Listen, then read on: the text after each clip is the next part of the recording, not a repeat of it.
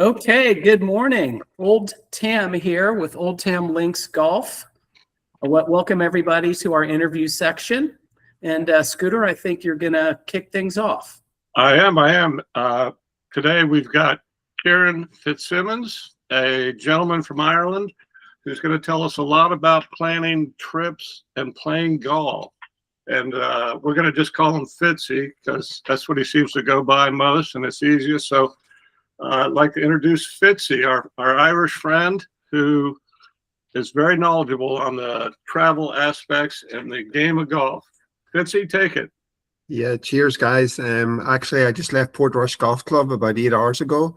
I'm now in Killarney in the southwest. I've driven the full length of Ireland today.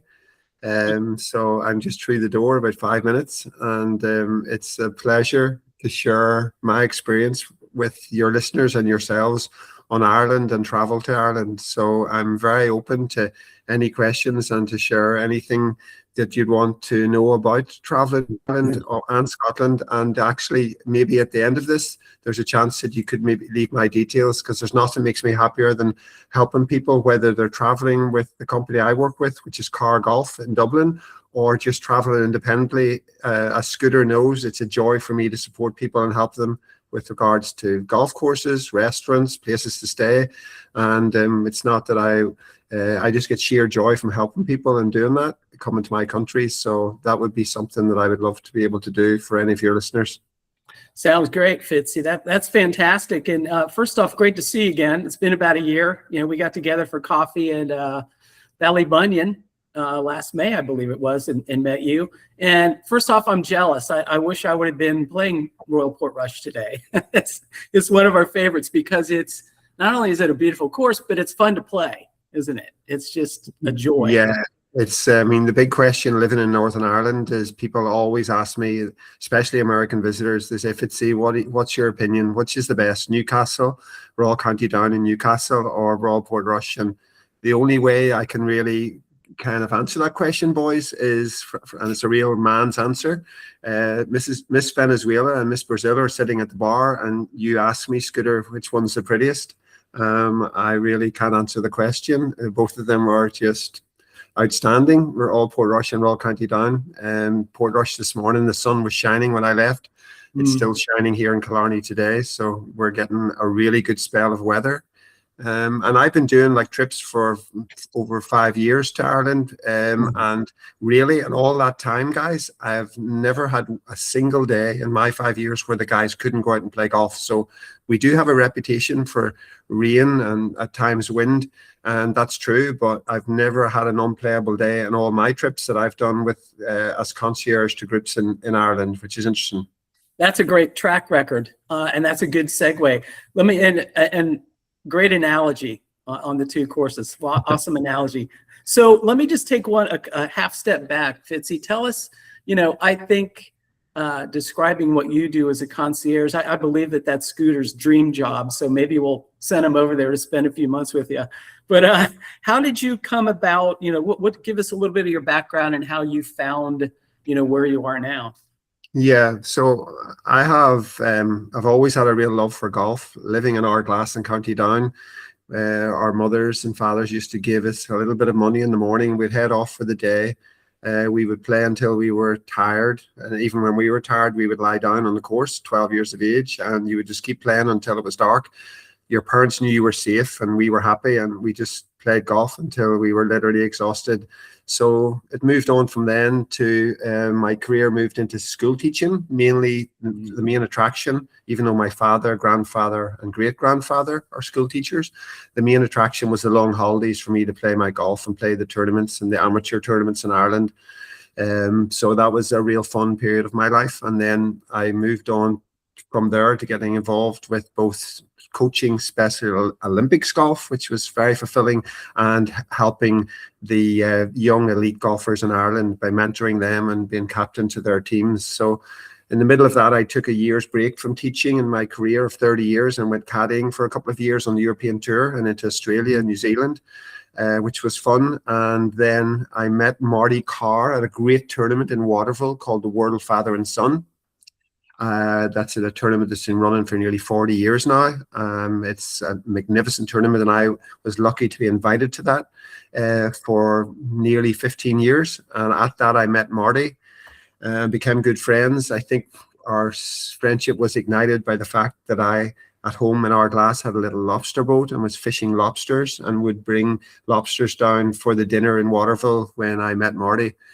So we became good friends, and he asked me, Fitzy, what are you thinking? I told him I was considering leaving teaching, and he said, what are you thinking of doing?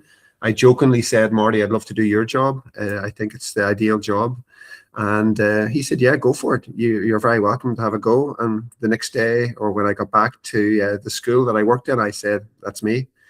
I'm leaving. And phoned Marty up and said, yeah, I said, I'm ready to go. So yeah, and my heart is, is in teaching and was in teaching, as it's in my blood. But I love helping people with their golf as much as I possibly can. Although I have a rule of thumb, I never give them any tips until the 17th or 18th. I think that's a great tip for any good golfers. Don't give away too many tips on the first hole. You're under pressure for like 4 hours watching people playing with the tips you've given them. So I always wait to 18 or 17 before I actually give any tips to clients that would be on the road with me, or maybe wait to the last day. That's a good rule to live by. I try not to tweak or attempt to tweak Scooter's swing during the round, right? But anyway, that's awesome how you're that journey. I didn't realize about your caddying background. We'll have to delve into that a little bit more here. But let's touch off and let's Scooter and I have done some planning on a few trips, and a lot of logistics and hours of tee times and which town do we go to first and so on and so forth. So tell us and our audience a little bit about what that experience would be like and that value add that you have at Carr Golf. Yeah, so in general with Carr Golf, someone would phone up, maybe introduced by myself, that I've met, because I spend a lot of my time now in America during the winter, meeting clients, ex-clients, going to golf clubs and encouraging people to come to Ireland. So I would talk them through the ideas that I would have for the perfect trip in Ireland. Like I always feel the first trip you ever do to Ireland should be, in my opinion, to the southwest, to Killarney, to the beautiful courses around there, like Ballybunion, Tralee, Doonbeg, in that area, the Old Head, the courses you guys know well, and many of your listeners will know well. And then what we do then is we pass that information on to the sales team. They put it together with courses that are available on the days and tee times that we can provide for them. And then the next step would be the experience team at Carr Golf would add to that the cultural experiences and the wonderful restaurants that the guys could go to, the group could visit, and they enhance the trip by making it some guys like to go and play 36 a day. They like the trip to be golf, golf, golf. And other people really love a couple of days off to go and see the beautiful scenery, the great culture we have in our country. And then on the road with many of the groups then during the year, 12 to 15 groups, I would go along with them and enhance the trip a little bit further, I hope, making it really special for them. Like the trip I've just finished with 2 couples from Florida. I've just finished with them in Dublin Airport today at noon, and they had a wonderful time with myself. We went to Belfast. We visited Rory's Club at Hollywood. We went to the Titanic. We did a tour of West Belfast. I did give them a little talk on the Troubles in Northern Ireland. We went to the Giant's Causeway at sunset. We did many, many things that weren't even on their itinerary, but just because I'm so familiar with Ireland now and so familiar with all the beautiful places and nice restaurants, they actually flipped their itinerary upside down when we got together, when I got to realize how much they loved the culture of Ireland and wanted to experience more of it. So yeah, it kind of on the ground with me, it's very fluid. And because I have lots of great connections in the golf clubs now and the restaurants, and have a real pride in my country, I love sharing it with others. That's fantastic. And yeah, we use the term audible, a football, American football term. Sometimes you have to call an audible and say, that's great, Fitzy. Let's go to this particular restaurant, or, let's turn around and go to this town and spend more time. And that's good to hear that you can do that. So I saw on your site, I was looking, and you guys do trips everywhere, Portugal, New Zealand, Australia, everywhere. It also sounds to me like, do you do, like Scooter and I have done a lot of planning and it takes a lot of time. Do you just do trip planning? And if I were to say, hey, Fitzy, we want to go to East Lothian and, you know, we want to play these 4 or 5 courses, do you take it and run with it, or is it all kind of pre-planned? No, we totally run with it. I mean, everything from people coming to Ireland and wanting to get the experience of Ireland. I mean, really, when you think of it, what is the experience of Ireland? It's the people, it's the culture, it's the crack, as we call it. It's a Gaelic word, crack, C-R-A-I-C, means the fun, the joy of our country. So when I arrive at golf clubs in America during the winter and I'm visiting the general manager or the head of golf, director of golf, the first guy I meet at the gate is a guy who I have a chat with. He says, I'd love to go to Ireland, just can't afford it. And I say, please take my card, phone me. I will give you the hidden gems. I'll give you the golf tour you can do very, very cheaply. You'll still drink the Guinness. You'll still hear the Irish music. You'll still have the joy of talking to Irish people in the pubs. They're very engaging. You'll still have the special trip. You may not have the trophy courses that are very expensive, but you'll still have links golf in Ireland, and it's not going to cost you a fortune. So no, it's not like that. We have areas of Ireland that we do have tours for, that like, you know, for instance, the trip I did at the moment, just finished today, was the northeast, including Dublin all the way up to Ardglass, Newcastle to Portrush. And then we have the newest area of Ireland, the northwest, which has got St. Patrick's and Tom Doak's beautiful course there, which brought that whole part of Ireland alive. And then the part of Ireland that I met you, which is probably the most entertaining for fun, great hotels, great restaurants, and great golf, is the southwest in Killarney, which is just a vibrant, beautiful town that has 15,000 inhabitants, guys, during the year, and in the summer period has 30,000. So the population of that little town doubles.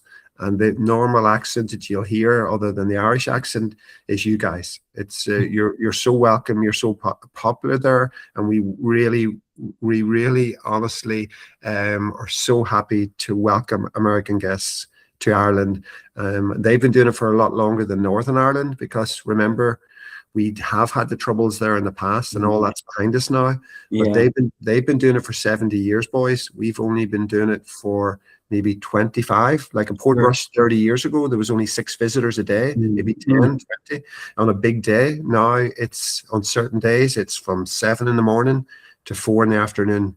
So things have changed there. They sure have. And a couple of comments, and then I'll turn it over to Scooter for a minute. We went to Ardglass. We loved it. It was the most fun, quirky course I think we played on the trip. And another comment on St. Patrick's, that was my favorite. That was my personal favorite. St. Patrick's, Ballybunion, Lahinch, those 3, just a gorgeous Tom Doak design, and I love the town too. So, but Scooter, I think you had a couple questions. Yeah. So on what we've actually done it backwards for years, because we've gone everywhere but the Southwest, and we finally got to Ballybunion and Lahinch on the last trip. But we've several times debated whether we're in Rossapena or Portrush of trying to get a ferry over to Machrihanish. Have you ever done a trip like that? Is there a water access over to there definitely is, Scooter. You can go across from Ballycastle to Campbelltown. The golf courses there, the Machrihanish courses, they pick you up by a courtesy bus, and they take you to, as you know, the courses there, Dunvardy, Machrihanish Old, and Machrihanish New. And what an experience. It's like a step back in time. The people are so friendly, so welcoming. We've had a great time there, and we've done that, and we're tempted to do it again, but we want to try that water access as well, back and forth from Northern Ireland to Scotland, and hit a number of courses. And so the ferry system, we've seen it online. We're not sure. It seems like it's not always running, but it definitely runs in the summer.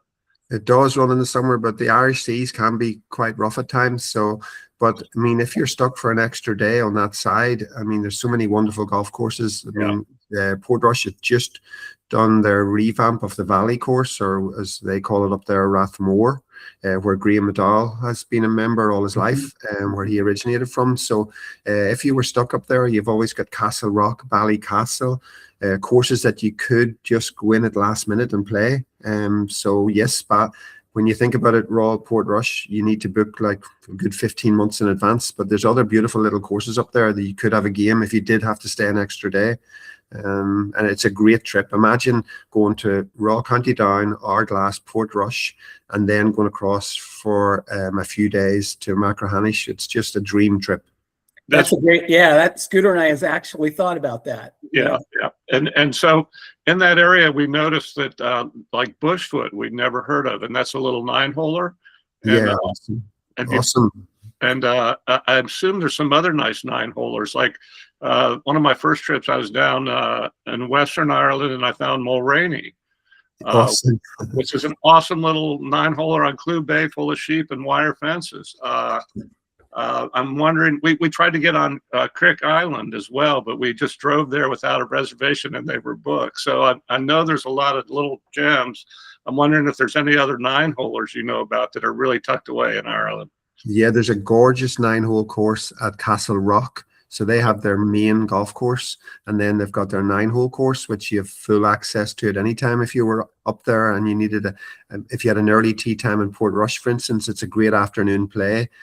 Take a few cool beers on a cart and shoot around, have some great fun. Cushendall, gorgeous little 9-hole course up there as well, which is really special. So yes, there's some lovely golf that you could fill an afternoon with if you had an early morning tea time in the North Coast. Yeah, or you had too much to drink the night before and you're only up to 9. That's another one. You could drive around in your cart, have a few beers, get a cure, and then play your big game in Portrush in the afternoon. There you go. But we don't like to drive around. We're walkers. We'd rather drag our carts or drag our clubs and carry them. The cart, we don't want any part of the cart. That's danger for us. They call that cart ball here in the States, right?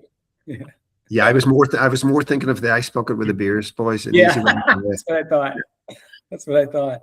Yeah, that's great on the 9-holers. That seems to be a trend. I don't know if it's a trend over there, Fitzy, but here in the States, I, for one, like as Scooter said, we like to carry. I think out of 5 times that I'm a member of a club here in town here in Missouri.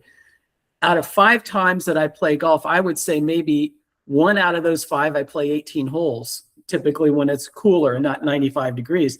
The other times I love to play 9 holes. I can play 12 and hit the clubhouse. I love those numbers. And that seems to be a trend, at least here in the States, with Scooter just joined the club, and he can talk about it as well in New York, Sullivan County, Tom Coyne's club. You don't have to go out and walk 18 holes to enjoy golf, right?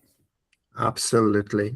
When you think how much golf even now is played, guys, that they say there's a huge percentage of golf is played on the TrackMan machines now. People go, it's such a wonderful thing to do, and like really for certain people at certain stages of their lives, 4.5 hours is too big a period of time.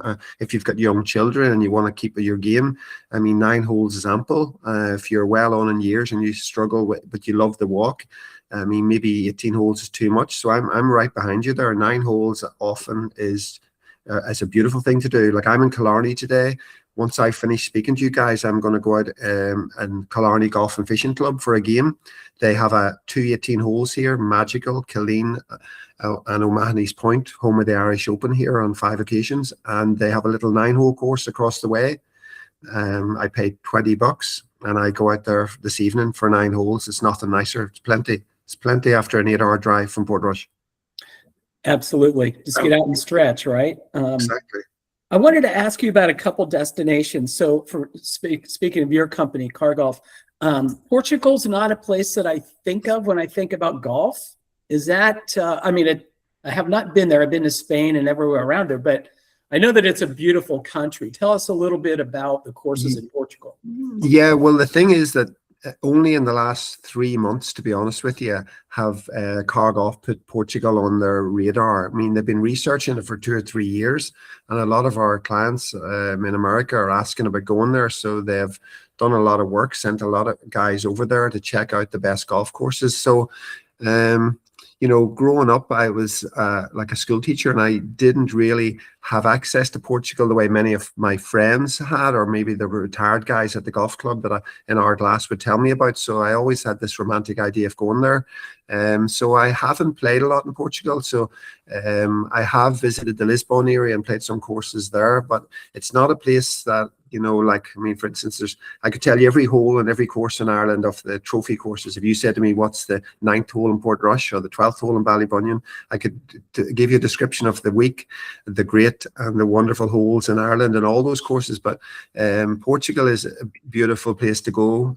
Just like Ireland, they have a beautiful way of, you know, naturally being hospitable to their visitors. The weather is wonderful, and their golf courses, even though they're not links, are very often on their beautiful coastline. But to be honest with you, I'm not an expert on Portugal, and I hope to over the years get better. But and Carr Golf have started doing trips there, but keep me on Scotland and Ireland. There you go. Yeah, sounds good. Just thought I'd throw that out there. Speaking of Scotland and Ireland, you know, Scooter and our favorites. You know, do you have a couple, you know, what are your personal favorites courses, like maybe your top 5 in Ireland or top 5 in Scotland? Yeah, that's a lovely question, and I love doing that on the last night of dinner when we were in Dunluce Lodge in Portrush, asking the guys, right, you played this week now, you played 6 golf courses, give me your top 3, and it's lovely doing that. And I do that with every group I have, and you try not to influence people definitely before you go to a golf course, because we all have our own views. But my favourite course in Ireland is Royal County Down.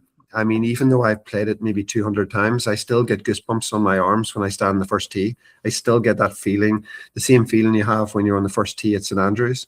So that's my number 1. I love it. Waterville is my number 2 in County Kerry. It's a real golfer's golf course. You play every club in your bag, and it just has some spectacular holes, and it's a really great test. Number 3 is Portrush, which where I just was this morning. Once again, a magnificent golf course that flows out in front of you.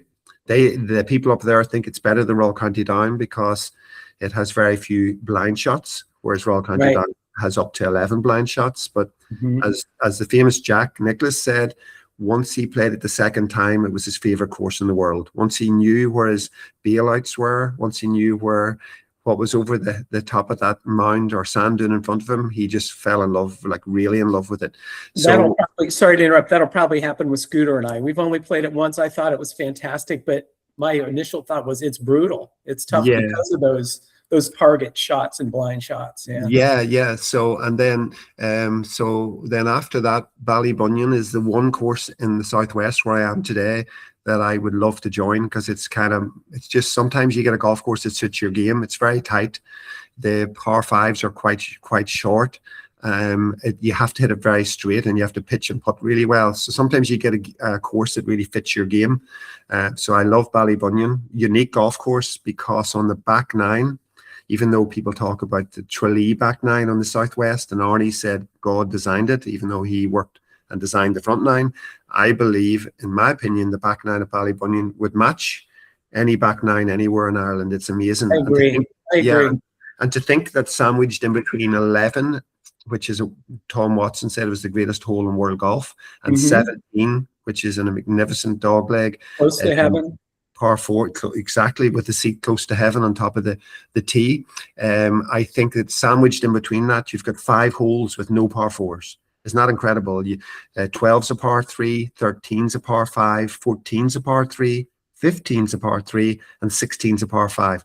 Like, where in the world would you have an architect be allowed to build 3 par 3s in 4 holes? Yeah, it just wouldn't happen today. I think the only person, sorry to interrupt, I think the only person that would even try that would be Tom Doak.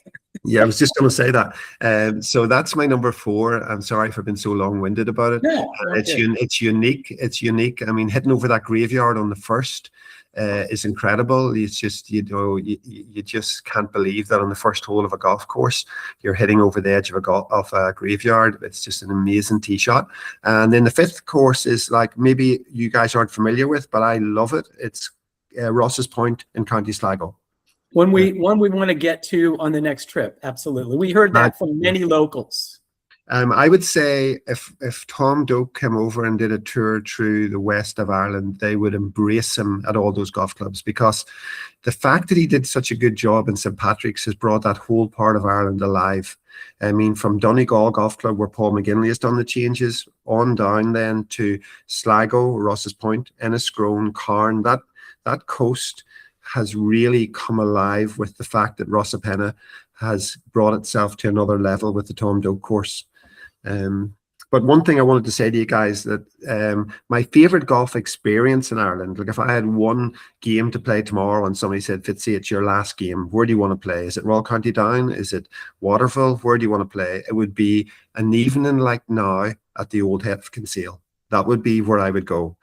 Is it the best golf course in Ireland? No. But is it the greatest experience in Ireland? Yes. To me, it's just mythical, it's historic, and it's the most beautiful scenery. And I've never taken more photographs on any golf course I've ever been in the world than the Old Head of Kinsale. It's magical. A good friend of ours, David, that we grew up with, Scooter and I, said that very same thing. He loved it. Isn't it kind of on a cliff? Is that right? It's literally 12 holes are hanging over the edge of a cliff. People have to leave the course if they suffer from fear of heights. They literally have to leave the course. It's incredible. It's like a golf course made for a Harry Potter film. It's unbelievable. That's got to be on our list, Scooter. And I think David made the comment, the caddies told him, when it fogs in, sit down, stay there, and don't move. Yeah, that's right. And the other thing is that people always use Killarney as a base to go there, and it's an hour and 30 minutes there and an hour and 30 minutes back. And I always thought how lovely it would be if people had the chance to experience Cork, because Cork's a great city. It's got the Middleton factory, it's got the Cove, the last place the Titanic left to go to before it's the disaster there. And it's a magical city that really we don't visit enough on golf trips. But I discovered only this year, after playing golf in Ireland for over 50 years, I discovered the most gorgeous golf course that I wasn't aware of, called Cork Golf Club, or Little Island Golf Club. It's an Alistair Mackenzie design, and I definitely feel that staying in Cork and playing those two courses, or staying in Kinsale, which is just the most gorgeous little Irish town, and playing both those courses would mean that you could have a great adventure in County Cork rather than just spending the whole trip in Killarney. Makes sense. Go ahead, Scooter. We're going to have to try that, Red, because we have totally missed the Southwest, and to get some tips like that is excellent to find. Yeah. I went to Cork once, the first time I went to Ireland, and didn't play golf, but it was a lovely town. And next, we got to get to the South and the Southwest more. Yeah, indeed. And to your point, Fitzy, we loved, going. It was funny. We talked to people in Dublin, and they said, "Where do you go next?" Like, well, we're going to play Royal County Down and be in Newcastle, and then Portrush, those areas, and then we're going to go to, to Donegal, to Rossapena. And they're like, a lot of them, it's like, no, I've never been there. Almost like it was the end of the earth. Like, it'll take us 3 days to get there, and it was only 4 or 5 hour drive, right? But we love that area. And to your point, coming down, one of the ones that we missed was Carn, that we would, at Scooter, we should do a trip there just to that corner and spend. We should just move over there for a couple of years, right? There you go. Yeah, we'll do that. That way we can see Fitzy more often. Yeah, well, lads, let me tell you, Rossapena is unique because, as you know, it's the only place in Ireland that's got 3 golf courses on the one venue. Frank Casey and John Casey, 2 brothers, have followed in the footsteps of their father. They are wonderful young men who I've got to know very well, and they run a great show there. Those 3 golf courses are uniquely different. The Old Tam course, which dates back over 100 years, is the most fun play, in my opinion. And it's the kind of course that after playing one of the other 2, you could late afternoon, because you can play golf to 10:30 at night at this time of year. You could have a bite of tea and head out. Yes, I know you don't like carts, but you could either go out for a late evening walk and play a few extra, or take a cart. And it's a wonderful venue with 3 golf courses on it, which is unique in Ireland. It's the closest we're going to get to Bandon Dunes with their 5 golf courses. But and as well as that, the town is unique, as you know. It has the Harbour Bar, which is a really fun Irish music venue in the town. It has the Singing Pub, which is a mile outside the town, once again with music and great food. And my favorite is the Mary of the Glen bar, which is like 3 miles up from St. Patrick's Golf. And it's like a hidden gem, the best food in Donegal by far. Cormac runs a brilliant restaurant there that's won multiple awards, and the little pub serves the best Guinness in that part of Ireland. Magical. What was the name of, I'm sorry, Fitzy, I missed the name of that last one you said. So it used to be called Mary of the Glen. That's what the Okay. bar used to be called. Now it's called, I think because Mary's passed away, it's called the Old Glen Bar. Old Glen. We'll remember that. It's magical. Like nobody will regret. And when you go there, what you can do with your buddies is sign a dollar bill, or in our case, we signed a $2 bill that we had, and we pinned it to the ceiling. The ceiling is covered in dollar bills from all with guys from all over the States. But it's just a lovely Irish welcome and great Guinness. And as for the food, even though you need to book maybe 3 weeks in advance, 2 weeks in advance, remember that place, guys. It's the Glen Bar. We will, because Awesome. we were, that's a great tip. We were able to go to the harbor bar there and Fisk Seafood. And I thought those fish and chips were fantastic.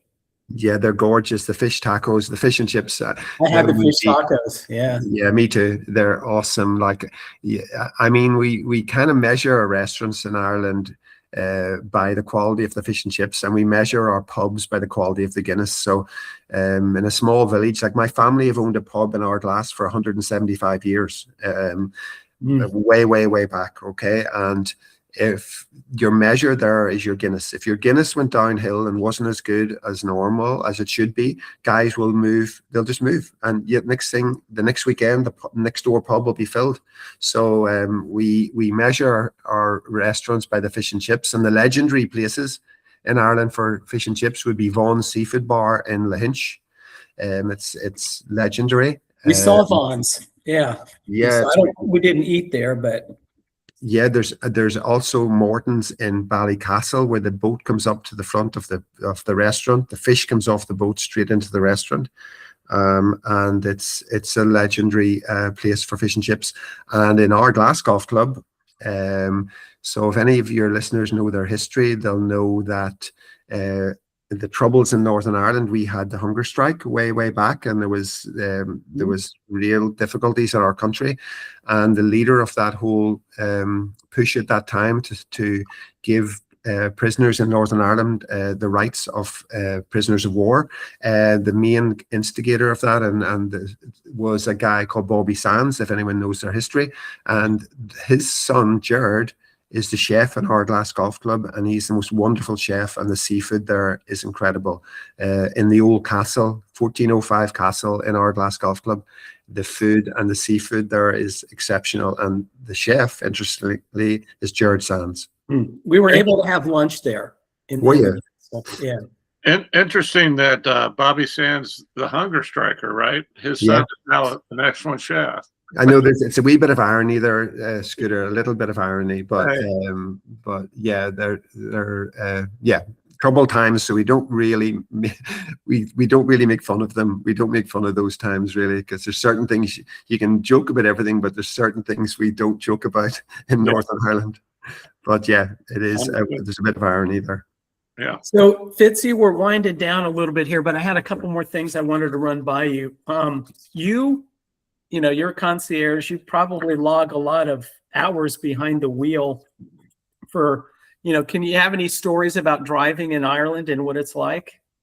Yeah, I think in Ireland, for the value you get for being able to stop off and not have to worry about driving, because some of the golf courses, even though our roads are excellent between cities to go from Galway to Dublin, or like my drive there from Dublin Airport down to Killarney today, the roads are wonderful. They're as good as the freeways in the States, but the golf courses seem to be in quite remote places. And so therefore, when you go off those major roads, which are very easy to drive on, you're in some very extremely narrow roads. The secret is really, when you're in a hire car or driving like I do for Carr Golf, is to drive on when you see nothing in front of you. And then when you do see something, my tip to anybody driving there is to pull in, stop, let the other car get by you. So if there's any scratching to be done on your vehicle, then you stop along the narrow road, pull in as best you can, and let the other car suffer the getting past you. So don't you be the person to be taking the initiative on that. That's my rule of thumb and best tip for anybody driving in Ireland. That makes perfect sense, Fitzy, because we didn't always do that. but I remember one time, Scooter, I think you were driving. We drove south of Dublin to, Pat Ruddy's place, a European club, before it was sold. This was about a year ago, right? Those last couple turns, Scooter, to get to that course. Yeah. So that's really good advice. And I drive really slow, especially when I'm in Ireland, because on any turn, you may be you're going up a little turn, a little bend on those country roads. There could be somebody right there as soon as you make the turn, and they could be all hogging the whole road. So I've had some very interesting and challenging driving experiences over there, and I'll try it again. It's a challenge, but I go very slow, slow. Yeah, that's fine. You're better to go too slow than too fast. So that would be my little rule of thumb with regards to driving on some of the narrow roads. Just take your time, do your main drive between the cities to the vicinity of the golf course is usually great, very good roads, as good as you have in the States. And then for the narrow bit, the last 10K to the golf course at times, just do what you do, Scooter. Take it steady. If you see a clear space in front of you on a narrow road, drive on. And when you come to the corners, just expect someone to come around. And that would be my rule of thumb, boys. That's a good tip. Great tip. Well, Fitzy, let's go. One last question, and we appreciate your time. We want to revisit and probably let's do this at least once every 6 months or so, right? Because we want to keep learning as much as we can. But I always like to ask the question, the $1 million question. Who would be in your favorite foursome or even sixsome?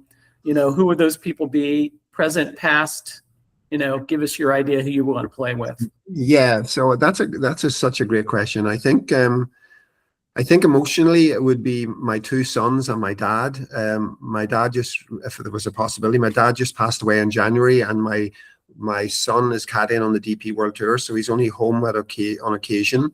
And my oldest boy has just started playing golf in the last 6 months, and he loves it. He's really got a passion for it. So to have those four together, which I've never had, that my dream four ball, I would have to say, would be my two boys and my dad. That's fantastic. That's the truth. Of the guys that I've looked after that I would love to play golf with, some of them I actually have played, but to play with again, I have to say I did enjoy playing with Catherine Zeta-Jones. That was gorgeous. A lovely lady and actually a good golfer. I would say Harry Styles is a really cool kid and a lovely golfer, and I would love to play golf with him again. And I didn't know that he played, and I have a couple of his albums. I love his music. He's really genuine young man, and respects the game and how it should be played. And he's a fun guy. I actually, believe it or not, I've never heard a single song he's ever sang, but as a young man, I would hold him in high esteem from being with him a few days. And I would love to play golf with Tom Fazio, even though I've been in his company and looked after him for a number of weeks in Ireland. I would just love to get his insight. I'd love to be on a golf course where I could ask him what way he's thinking, what he thinks of certain holes, because as I spend my life going around every golf course in Ireland that's of note, and Scotland, I just love looking at them and even speaking to myself and seeing what I see as the weak holes and the strong holes on the golf courses. Because, I mean, as you know, boys, it's like looking at a painting, and, some people see wonder in it and others maybe don't see as much as others. So I love doing that, and I would love to have someone like that on my alongside me, that we could chat about the design of particularly a golf course that he made himself. Sorry, that he created, like a Dare Manor. It would be lovely to do that. Makes sense. Fitzy, Scooter, go ahead. I watch a lot of DP World Tour stuff. Who does your son caddy for? So a lovely story, Scooter, is last year my son was working at Tarahidi Golf Club in New Zealand. Okay, so he phones me up and he says, "Dad, I would love to go down and see the New Zealand Open. It's on in Millbrook in the South Island." So as usual, no matter what age you are, you know, if you've got children yourself, it's always, Dad, can you give me a loan? The Yeah. loan that you never see, you never see it back, but it's an investment. You know what it's like. So anyway, he heads off, and I phone him on the Wednesday. I said, son, did you get a job caddying? No, Dad, but I'm going to stay for a couple of days watching. And then I get a text, strangely, on what would have been late Wednesday night. Dad, I just got a job. A guy walked into the car park. So it turns out Matthew caddies in the New Zealand Open and wins it with this guy, wins the New Zealand Professional Open. Oh, what a great story. And friends of mine are there at the tournament, guys that I'd looked after, like Steve Johns, who runs the Pebble Beach Pro-Am. He said, Fitzy, I'm in New Zealand here. We've just played Tahiti, and we're watching the New Zealand Open in the last round. There's a tall guy with an Ardglass shirt on, caddy, and do you know who he is? So this was amazing. We're sitting there watching, my father, myself, and lo and behold, didn't he have a 30-foot putt on the last hole to win the New Zealand Open last year, and he holds it. An exemption for the British Open in Portrush. The guy's name was Ryan Peake, who's very, very famous. If any of your listeners Google him, he had sadly spent 5 years in prison, couldn't get a visa to get into New Zealand, and only through a letter from his coach, who's also Min Woon Lee's coach, gets into the tournament at the last minute and wins it. So, yeah, so he's currently caddying for him on the DP World Tour. I'll keep an eye out for him. I have another buddy whose son-in-law is caddying on the U.S. tour, so it's fun to see the caddies' perspective and the people that know the caddies, and you get a lot of interesting input on what's going on behind the scenes when you get to talk to the caddies. A funny thing, Scooter, is that, you know, some people think, they say to me, like, where did you train to do what you do? You know, really, like, I've always been around golf. I love golf and I enjoy people. And my time caddying, I think to myself, no matter if the guy plays off scratch or 30 handicap, I'm going to treat him like a European Tour player. The way I treated the guy I was caddying for on the tour when I caddied for 2 years, I treat the people that I'm with the same way. That's good strategy. That's a good approach. I think that's excellent. Yeah, I mean, I was very lucky recently to have dinner with Paul McGinley on 3 nights on the spin, and he spoke about the Ryder Cup, and he spoke about you know, being successful, him being successful, and he said to me, Fitzy, I think the most important word for someone to carry in life with them that they're going to be successful is the word empathy. And I think when you're a caddy, you really have to be empathetic. And even when you do my job and you blindly meet people at the airport walking through arrivals, it's very important, I think, to be empathetic and think, if I was now arriving in Ireland from America, what would I want? What would be the highest level of concierge I could give? And that's the way I think, and that's what I try to do in my job. That's beautiful. That's beautiful. And I think our listeners should take down your number and get a hold of you when they go over there, because I'm certain they'll have the kind of experience they've always dreamed of. Yeah, well, if there's any way, guys, and I mean this, and it's only a quick text from me with a restaurant name or the list of my favorite courses or some of the hidden gems that I think they should play, you know, or a question like that, if I can answer it right away, I will. And if I can't, I'll do it within the next few hours when I'm free. Because when my clients are on the course, yes, I love going out with them, but on occasion I stay back because, you know, maybe it's 4 ladies and they prefer not another person as an audience, and you just read the situation as well as you can. So I do have free time in the evenings when I'm away by myself in certain venues. So I'll always get back to your listeners. So if anybody wants to contact me through my email, I would be genuinely happy to share my experience of my country, because I'm, you know, at the age I am now, I'm my early 60s. I'm going to live here for the rest of my life, and I'm proud of, you know, here. It's not a cliche. I'm so proud of where I live, and I so love, like I compare it to reading a good book. As soon as I finish, I just want to share it with others, and it's the same as the country I live in. I just get great joy from sharing it with others. So if anybody did want to message me, I'd be so happy to share my experience with them. That's great, Fitzy. So to our listeners out there, you know, please seek out Fitzy on the Carr Golf website, and he can be a big help. And Fitzy, thanks for your time. We can't wait to get back over there, and we're going to spend some quality time with you somewhere, you know, in a trip. We'll figure it out. But as you know, as you heard, there's a few gaps in where we haven't been before, so we look forward to that. Yeah, absolutely, boys. Absolutely. And as you say, it's a joy for me speaking to you, and it would be a joy for me to catch up with you again a few months down the line. There's so many fun things happen on the road. I mean, There's the caddies that you're meeting, or like some of them are really should really be on stage. You get some great experience, great fun with them. The clients, the clients I meet. I mean, last night, the guy was a barroom. He was a barber, a member of a barber group, singer. So when I left him off, he stood and sang for 3 or 4 minutes. They wrote a poem thanking me for looking after them. You know, lovely things happen. You know, you really get great experiences. You know what it's like. The joy in life is given, not taken. And in my job, I feel as if I'm given, but I get so much back. It's great. Well put. Yeah, that's beautiful. That's beautiful, Fitzy. I wish I could say the same about my country, and I'm jealous that I don't live in your country. Yeah, there's still time, Scooter. Still time. There you go. All right. I keep trying, but my best gal refuses to do it. But she's getting warm to the idea. She wants to spend next summer over there in 28. He's chipping away, Fitzy. He's chipping away, one chip at a time. Yep. Okay. All right. Well, it's been a joy, boys. Fitzy, It's been a joy. Thanks. Fitzy, it was a pleasure. Thank you, sir. And we will keep in touch. Okay. Until next time, guys. Thanks. Until next time. Take care. Cheers, boys. Bye. Cheers.